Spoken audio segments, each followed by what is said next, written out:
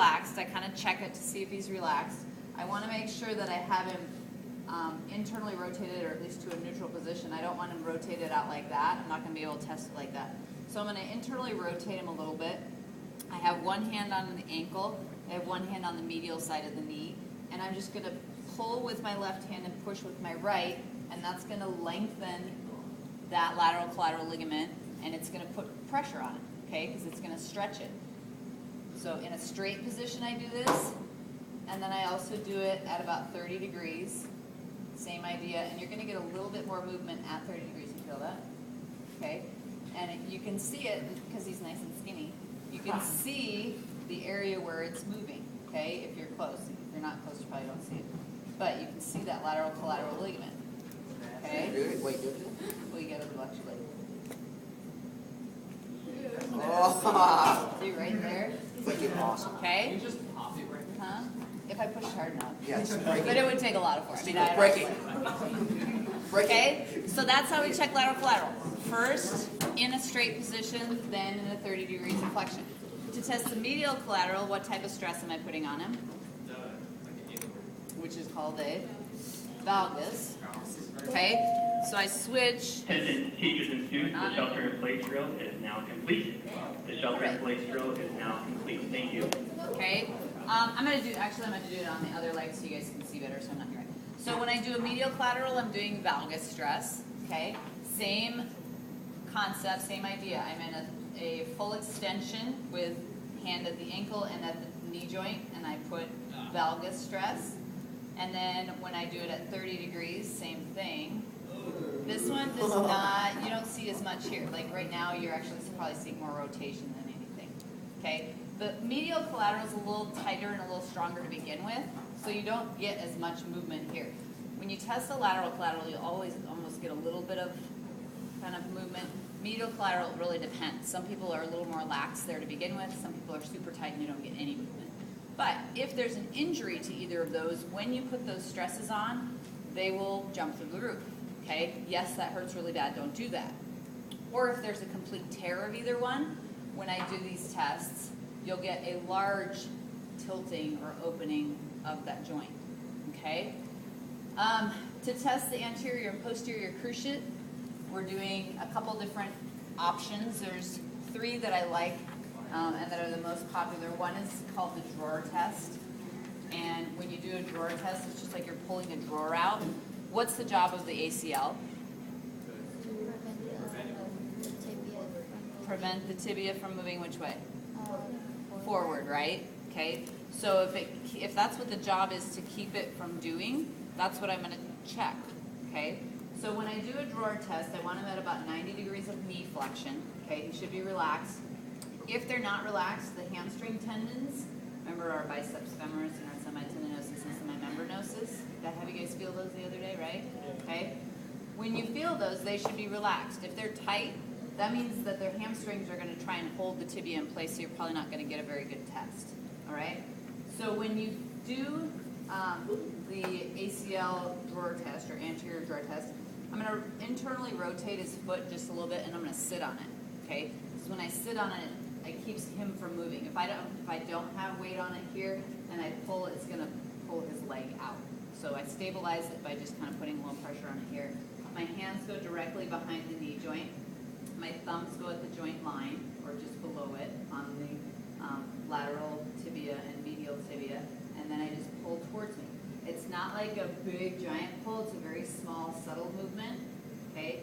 Most of the time, you're not going to see a whole lot of movement. He has just a tiny bit, and that's fine, okay?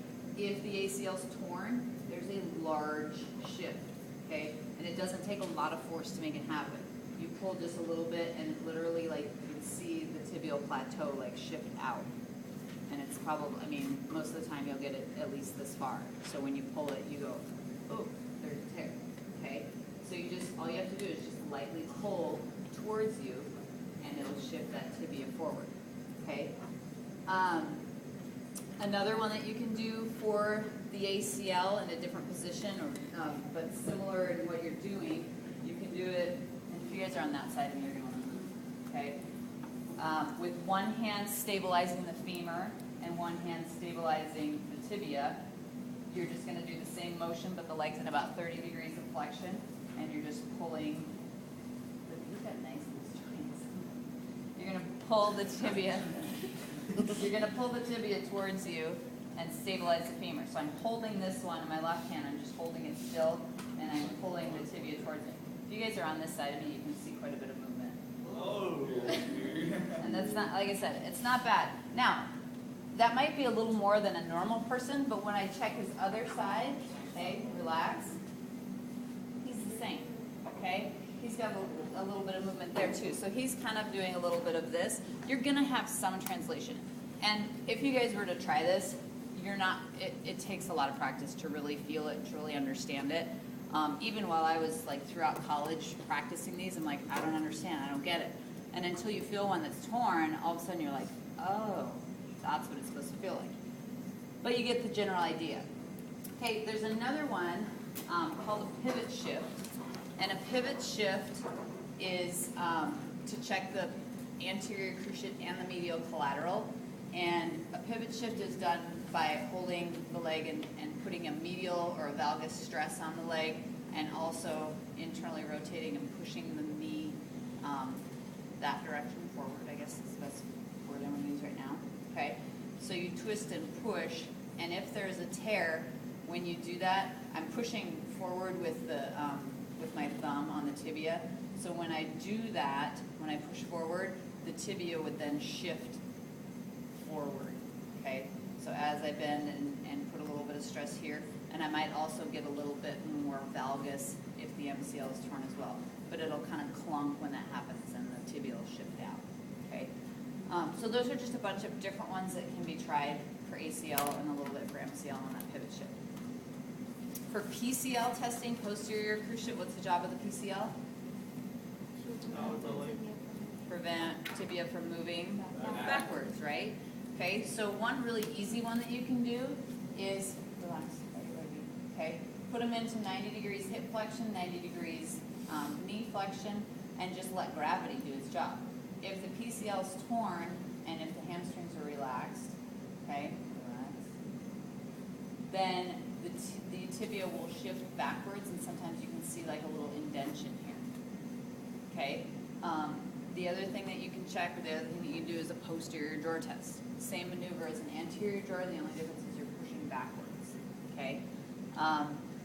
The only thing with that one is that sometimes if there's a torn PCL, they might already be, gravity might already allow it to shift backwards. So sometimes you can mistake a PCL tear because when you pull forward doing the ACL test, it shifts, okay? But that's because it's already sitting back with a torn PCL, okay? PCL tears are not nearly as common as ACL, okay? And it's because of the position that the PCL and ACL have their tightness. ACLs are tight in extension, PCLs are tight in flexion, okay? Very rarely do you have a full knee flexion injury. PCLs usually occur if you've got full flexion and then someone's landing on you to create over or hyperflexion, okay? ACL injuries occur more of hyperextension and with a twisting motion because of what their job is, okay? So moving into meniscus injuries, okay? When we check for meniscal injuries, there's a couple tests I want you to know. One is the McMurray's. That one is in your test in McMurray's. What we're trying to do in this one is we're trying to create a twisting, grinding force on the meniscus. And so we create a valgus and varus stress at the joint, and then we do like the twisting at the tibia. We do the rotation at the tibia. So I bring him into about 60 degrees of hip flexion, okay? I put a external rotational force on the tibia, so I'm turning his foot outward, okay? And then I am putting a valgus stress. Wait, I have to think about this. No, I like this. I put a varus stress while I have him in external rotation, and that's going to pinch that medial side, okay? Because I'm varus stress, and then I am externally rotating the tibia. So that kind of does this on the meniscus, okay? If I'm checking the lateral side of the meniscus, I do just the opposite. I internally rotate and put a put a valgus stress on it, okay? So when I check, here's the thing, with this one, you're not, unless you're really good at it, you're probably not gonna go, oh, you have a lateral meniscus tear, okay? What you will get, and usually what I do is I rotate them both ways, okay? And if they say, ow, it's like catching, or it's clicking, or if I feel a click when I do it, relax so that I can put you in full extension, okay? When I get them out into those areas, they may say, yeah, I feel something, it sticks, or like I said, it clicks, or it just gets an area of discomfort. Like some people, you can get them to like right here and they go, ow, don't pull it any further because it's like something sticking there, okay? So that one's called the McMurray's. Flip over on your stomach, I'll also show you. Another meniscus test is the Apley compression test, okay? This one, we just put them into 90 degrees of flexion. I put a downward force at the calcaneus, and then I twist side to side, okay? When I do that, again, is pushing those it's pushing the meniscus into the femoral condyles, okay? Because here's your knee, right? Sitting like this and this, pushing your tibia into the condyles of the femur. When I do that and twist, again, you can get some pinching sensation or some discomfort. And then the last one of meniscus test, jump up. Yeah, we can do it up there. That's fine. Okay. So what I would do, actually move back because I'm going to jump up. Okay. I would have the athlete stand on the injured leg, okay, in 30 degrees of flexion. No, you're going to face me up. Okay. No, it's not. 30 degrees of flexion, so bend your knee a little bit. Okay. Grab my hands. Okay. And then I'm going to twist him. Don't let your whole body twist. Okay. I'm going to twist him both directions. Bend your knee though. You got to bend. Bend. There. When I do that, that's the same kind of mechanism. Okay. Go ahead. So when he gets in that flexion, it's creating a little bit more tension on the joint, okay? And then that twisting is going to grind those femoral condyles onto the meniscus. So same idea in all of them. You're trying to make it that meniscus compromised and pinched to see if it creates any problems. Am I missing any on that sheet?